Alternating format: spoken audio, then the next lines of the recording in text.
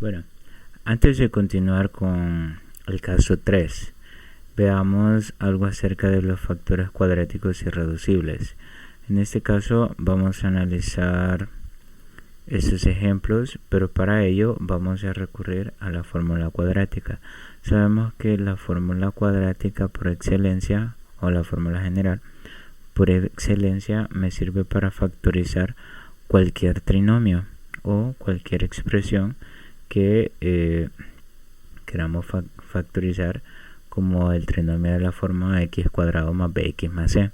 Ahora bien, en este caso, para poderlo factorizar, en esta fórmula se debe tomar una condición, y esa condición es que la cantidad del radicando que tenemos acá tiene que ser siempre tiene que ser positiva o cero, porque si es negativa o menor que cero significa que no se puede factorizar. Es decir, si tenemos un trinomio, podría ser este, y lo queremos factorizar por la fórmula general, para poderse factorizar, esa cantidad del radicando, si es menor que cero, no se puede factorizar. Es decir, si es negativa, solo puede ser cero o positiva.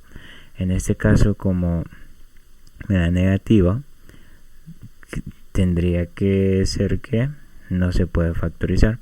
Ahora bien, ¿cómo podemos hacer para comprobar si ese trinomio se puede factorizar o no? Pues tenemos que sustituir en esa formulita, y si nos da menor que cero no se puede factorizar. Ahora bien, recordemos que menor que cero significa que sea negativo. Para poder sustituir de ese trinomio a esta fórmula, debemos recordar que a es el coeficiente de x cuadrado, b el coeficiente de x y c el término independiente. Por lo tanto, acá a sería 3, b sería menos 2 y c sería 5.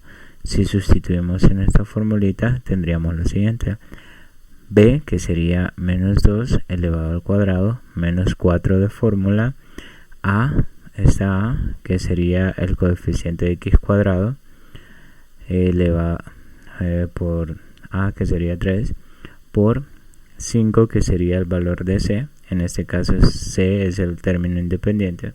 Al resolver esto con su calculadora nos daría menos 56.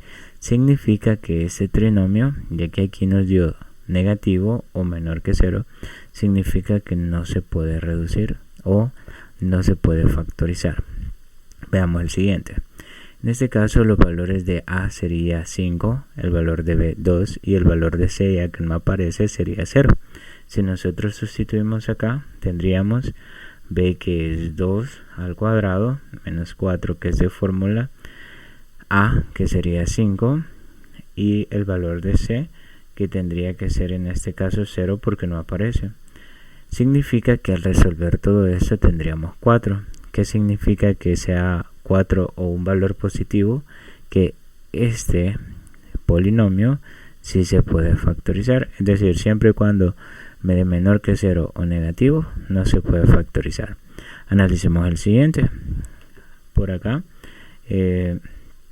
al sustituir en esta formulita, que por cierto le llamamos discriminante, al sustituir acá, el valor de a sería 4, el valor de b no aparece, vean, el valor de b es el coeficiente de x y aquí no aparece, entonces sería 0, y el término independiente, que sería 3. Al sustituir en la formulita tendríamos lo siguiente: 0 al cuadrado menos 4, que es de fórmula, 4, que sería el valor de a, y 3, que sería el valor de c.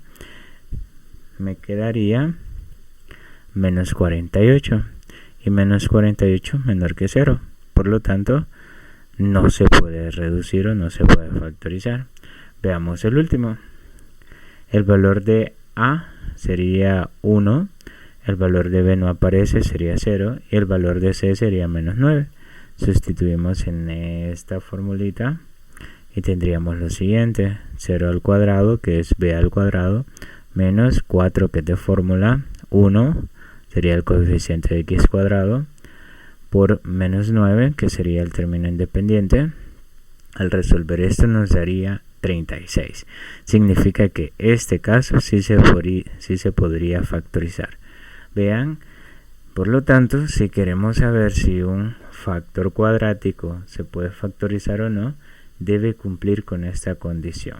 El discriminante, si es menor que 0 o negativo, como nos tiene estos dos casos, significa que no se puede factorizar.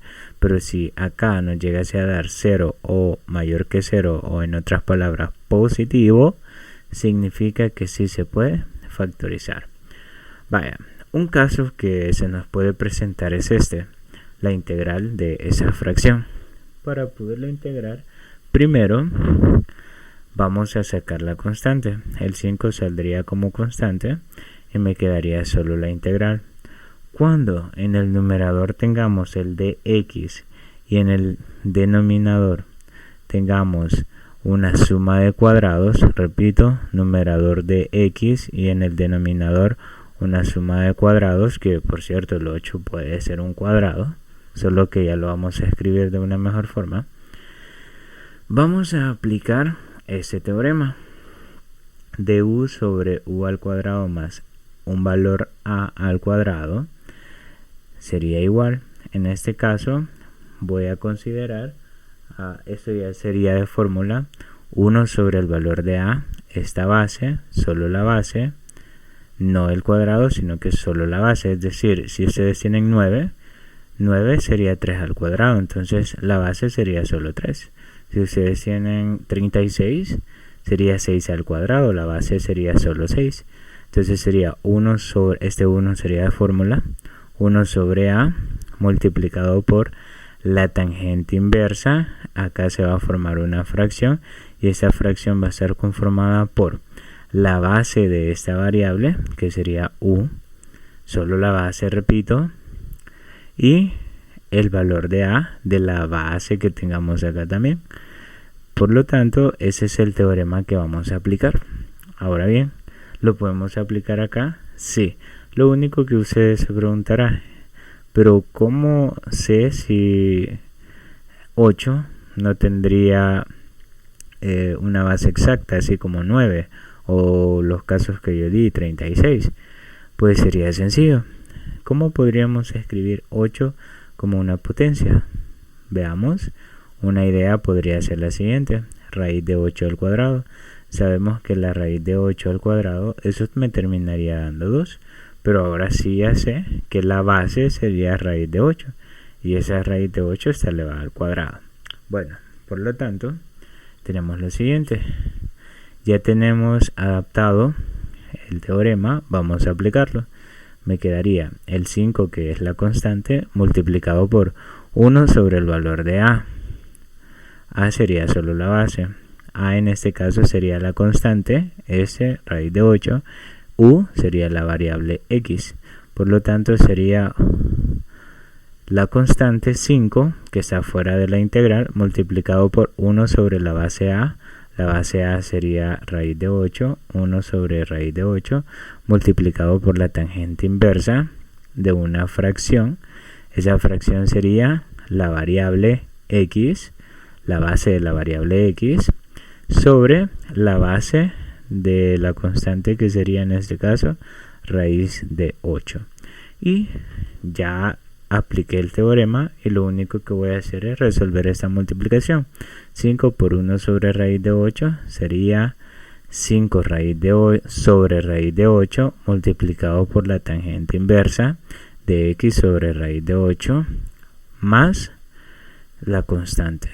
Por lo tanto, esta sería la integral de esta fracción. Tengamos cuidado.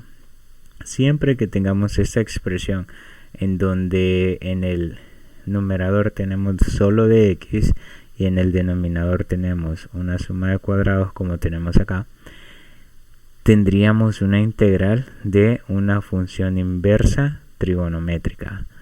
O en otras palabras, si aquí tuviéramos una x en el numerador, se podría ocupar cambio de variable, pero como no es el caso, entonces acá tendríamos que recurrir a la función inversa trigonométrica.